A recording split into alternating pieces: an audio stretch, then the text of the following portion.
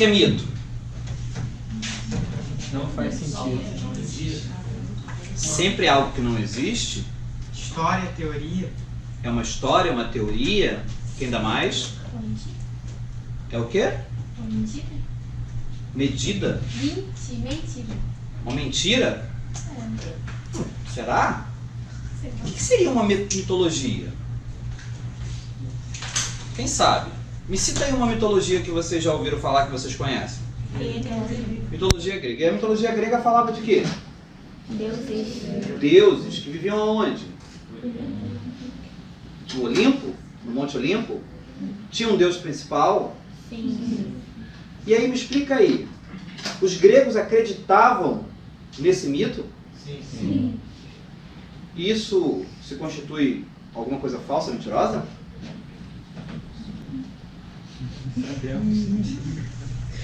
Ou não? O que vocês acham?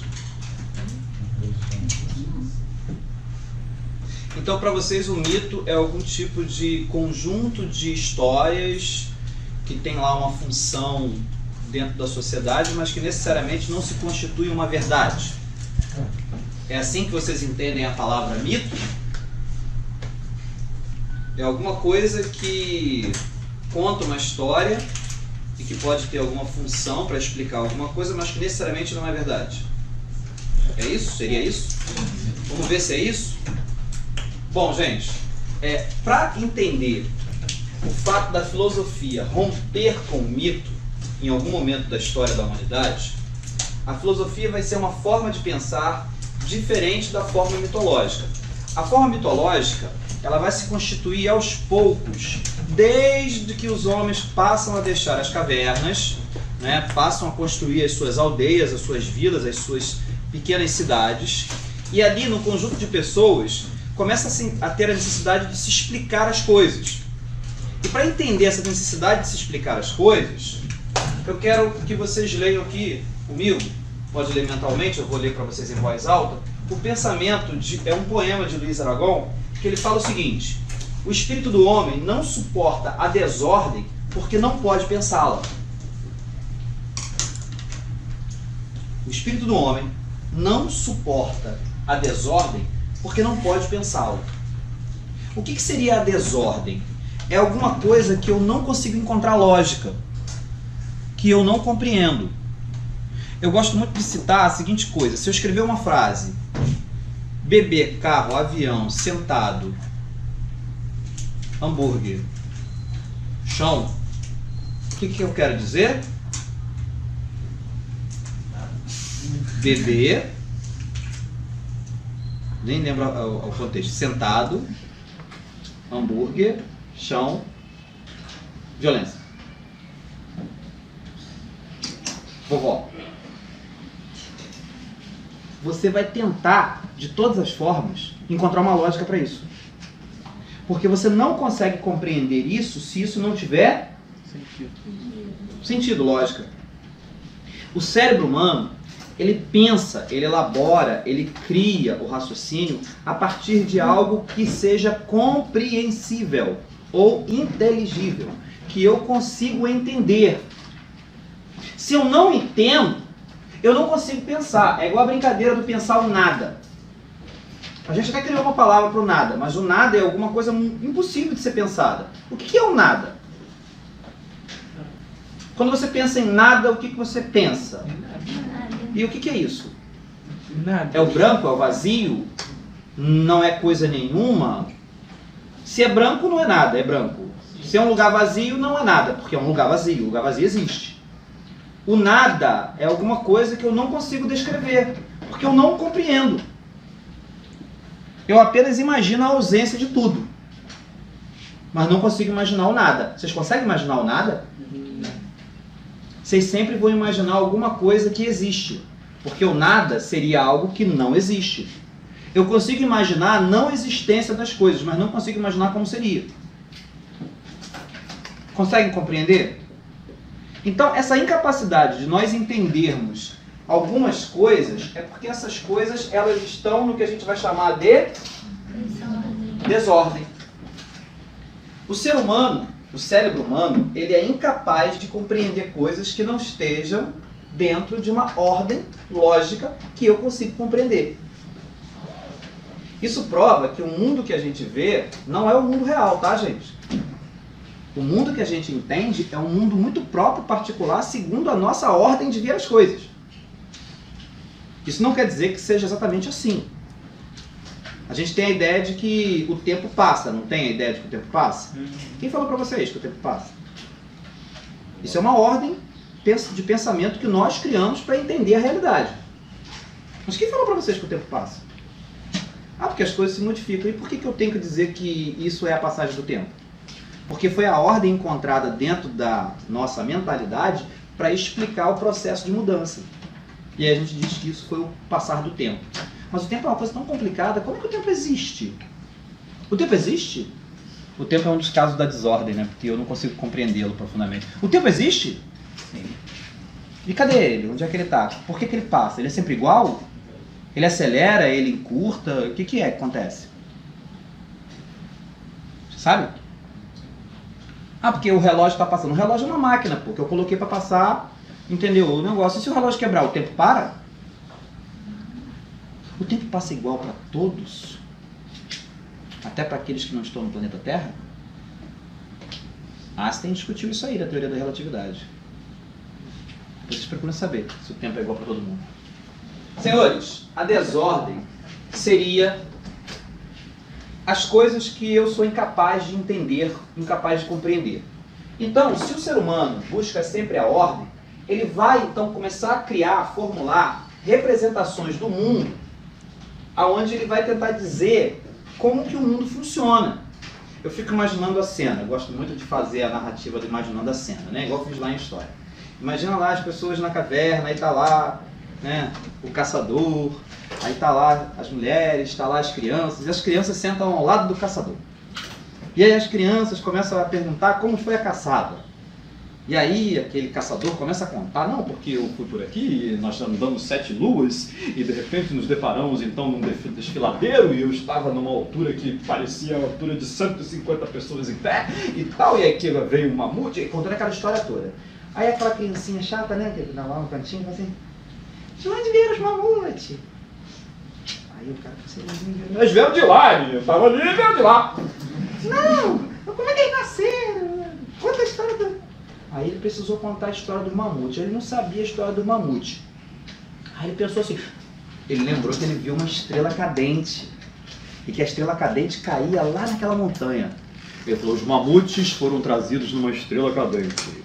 Porque numa bela noite de lua cheia, tem que fazer um movimento para poder ganhar, né, aquela coisa do mítico, né? Uma bela noite de lua cheia, uma estrela cadente desceu do céu e ali se formou então todos os mamutes.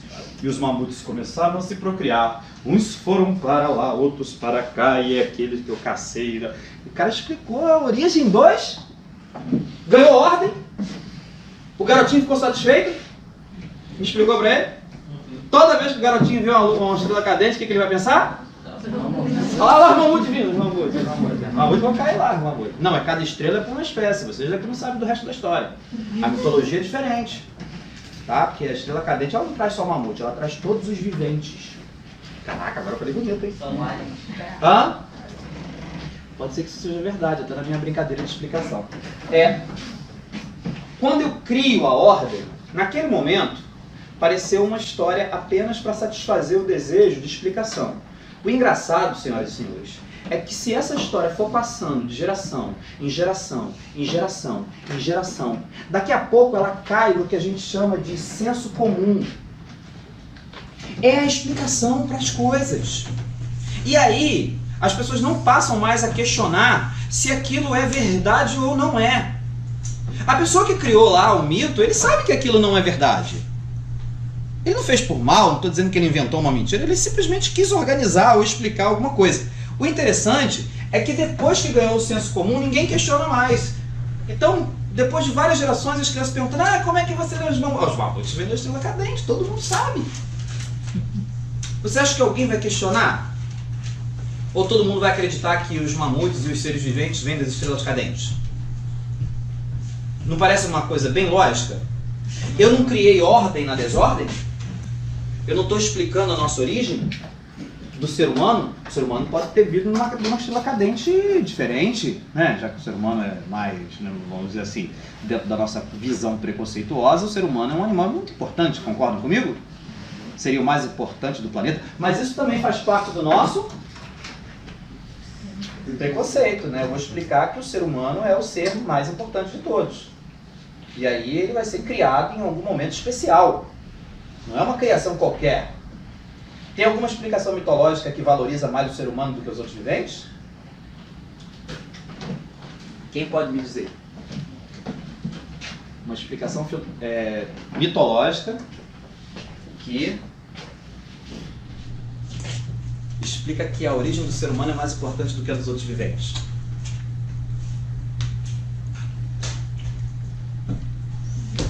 Senhores, todas as religiões são mitologia. A criação de Adão e Eva. Sim, porque, segundo a Bíblia, todos os seres foram criados anteriormente. Mas o homem foi criado em um momento especial. E ele foi criado de qualquer maneira, ou ele foi criado à imagem e semelhança de Deus? Isso não é uma maneira de ver as coisas que coloca o ser humano num outro patamar dos seres vivos? Então, isso é uma visão mitológica do que a gente entende como ordem e desordem. Lá na Grécia Antiga, também havia explicações mitológicas que se pareciam com religiões.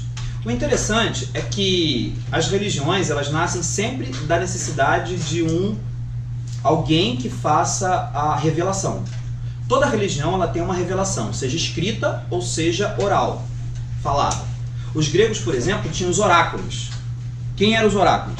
Eram as pessoas que tinham ligação com as divindades e traziam das divindades as respostas de como as coisas têm que ser. Esse é o fundamento de toda religião, tá? Se você pegar lá o Alcorão e o islamismo, tem lá os escritos. Se você pegar, por exemplo, o hinduísmo, tem os Vedas, o livro de Vedas, tem a Bíblia no cristianismo, e outras religiões têm os seus escritos sagrados, que nada mais são do que revelações. É uma maneira de ver a realidade. Como é que eu enxergo a realidade religiosamente?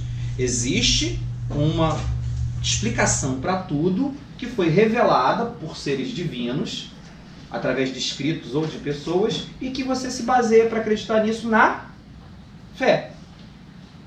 Essa é a base do conhecimento religioso. Eu acredito mediante a fé. E a filosofia? Como é que ela entra nisso? Vamos pensar.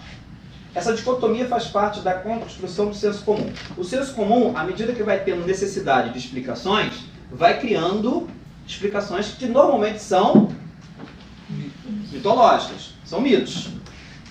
Certo? Só que algumas explicações não são muito, digamos assim, baseadas totalmente na razão, né? Na racionalidade humana. Eu tenho certeza que em algum momento alguém deve ter questionado, poxa, mas como é que os mamutes surgem das estrelas cadentes? Porque eu vejo a estrela cadente cair, mas eu nunca vi ela em nenhum lugar pertinho de mim. E nunca vi nenhum mamute saindo de dentro da estrela cadente. Peraí, será que isso não pode ser alguma coisa que a pessoa estava enganada? Será que a pessoa viu mesmo os mamutes saindo das estrelas cadentes?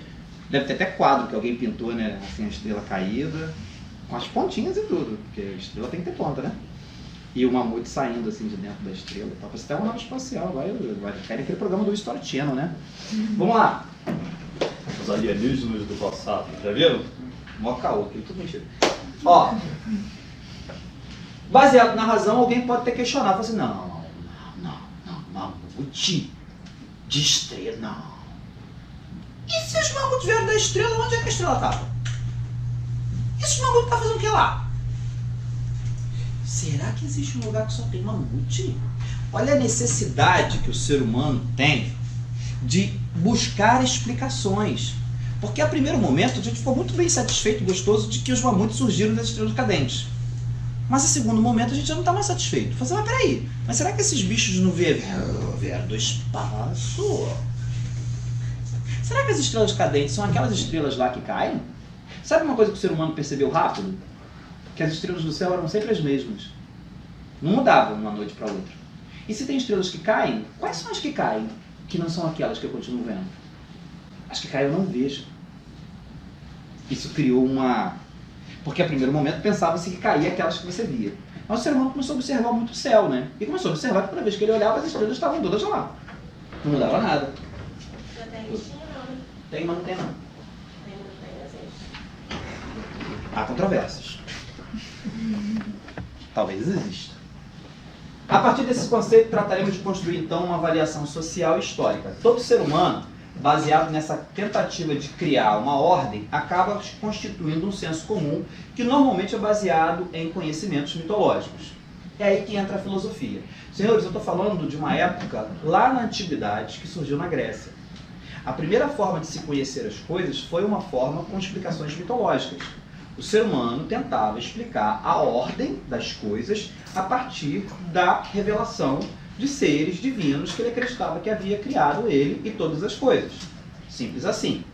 Para demonstrar para vocês um mito, eu vou falar do mito de Édipo, né? Édipo rei. Não sei se vocês conhecem a história do Édipo, mas a história do Édipo é a seguinte. O rei, com a sua esposa, muito bela, né? A esposa está grávida. Então ele vai consultar o oráculo. E lá na consulta do oráculo, o oráculo fala para ele uma mensagem dos deuses. Olha, o seu filho vai nascer, vai crescer, vai tomar o seu trono e casar com a sua esposa, que é a mãe dele. Rapaz, isso é uma desgraça. Pelo amor de Deus, não posso deixar isso acontecer. Então você mata a criança assim que ela nascer. Essa era a ordem do oráculo. Mas a criança nasceu, muito bela, né? Uma criança tão pura que tanto o rei como a mãe, a Jocasta, decidiram não matá-lo. E aí, até decidiram matá-lo. Deram para o capitão da guarda, que deveria levá-lo e matá-lo e se desfazer no campo. Só que ao invés de matá-lo, o que o capitão faz? Viaja até uma cidade muito distante e dá a ordem a 2 camponeses de criar aquela criança.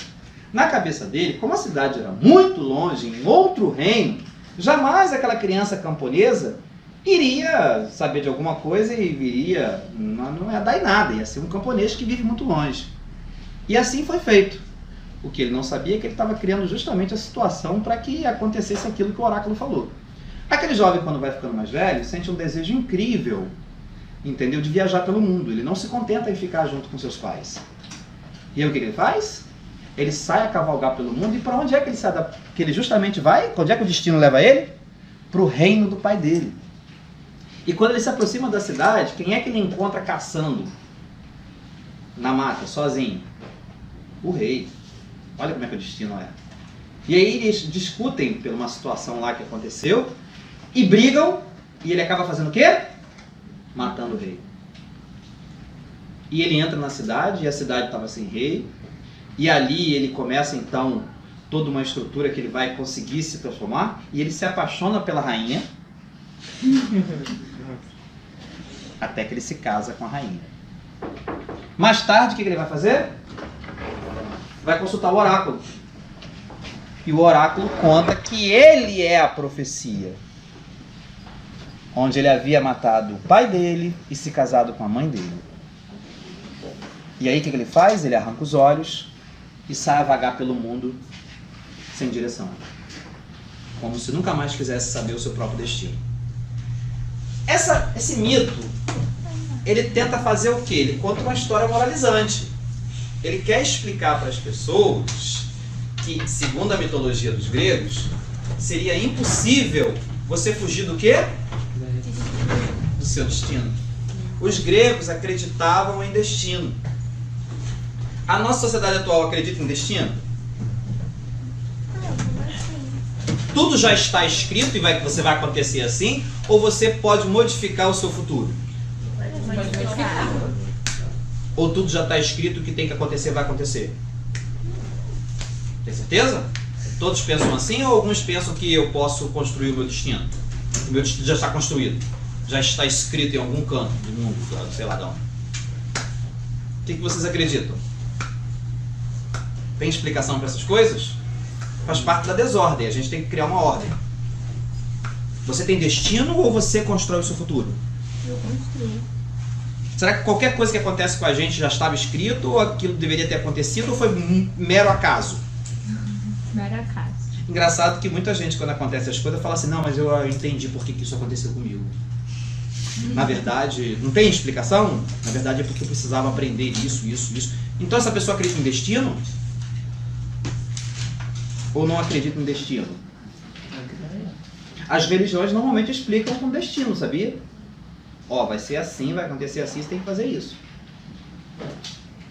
Mas a maior parte das religiões modernas, elas te dão um livre-arbítrio, que é a chance de você escolher. Então, existe a mudança de opinião e a mudança de situação conforme você quer. Porque você tem livre-arbítrio. Você pode ou não escolher um determinado caminho.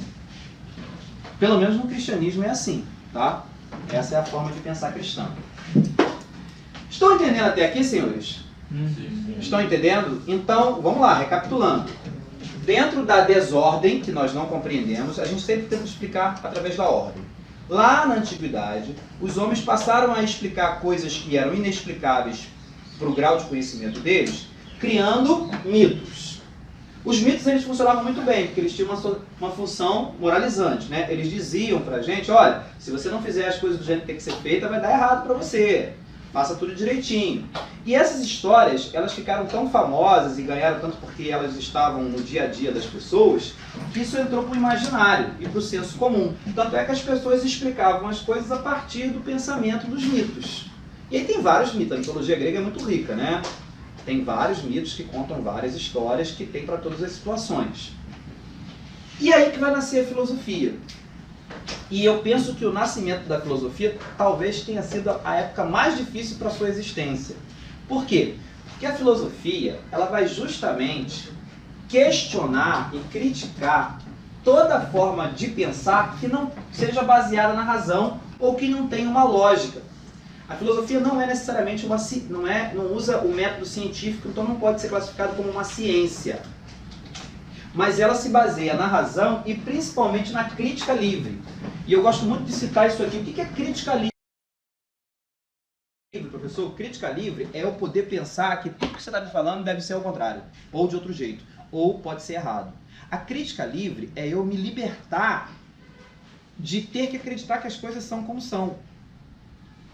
Né? A gente tem verdades criadas no nosso imaginário, eu não estou questionando aqui para vocês desconstruí-la, pelo amor de Deus, mas que a gente acredita, por exemplo, que a gente tem que ser feliz.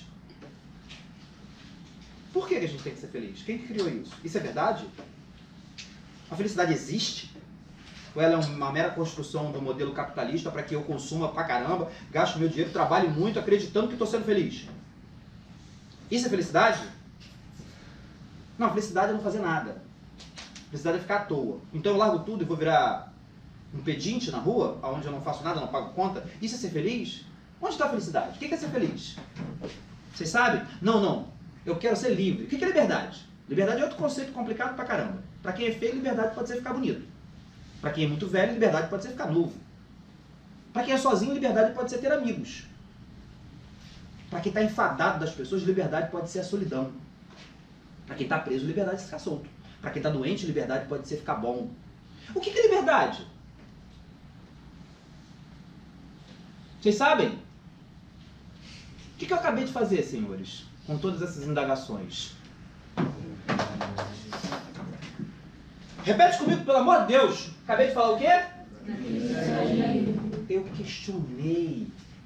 Eu comecei a pensar, será que isso não é uma tentativa de criar uma ordem baseado em uma mitologia que, na verdade, não tem fundamento racional baseado em razão? A gente tem tantas formas de pensar para botar ordem na desordem, que a gente nem se dá conta que muitas delas necessariamente não são assim. Aí muita gente fala assim, professor, mas todo mundo faz. Eu falei, bom, viu como é que o seu ponto de apoio é o fato de que todo mundo faz? E se todo mundo estiver fazendo errado? Olha eu de novo fazendo a crítica livre. Será que todo mundo está certo? Será que o mundo é assim mesmo? Eu ouço as pessoas falar tanto isso para mim. Professor, não tem jeito não dá para mudar não, o mundo é assim mesmo. Eu falei, é assim mesmo? E você acha que ele nunca mudou? Você acha que sempre foi assim? Quem é que provoca as mudanças no mundo? São as pessoas que aceitam como as coisas são ou são as pessoas que são incomodadas e criticam livremente e criam um novo mundo? Se não fosse ninguém querendo criar tecnologia, querendo mudar as coisas, querendo criar uma rede social, querendo criar uma nova forma de trabalho, querendo mudar a forma de produzir, o mundo não mudava, senhores.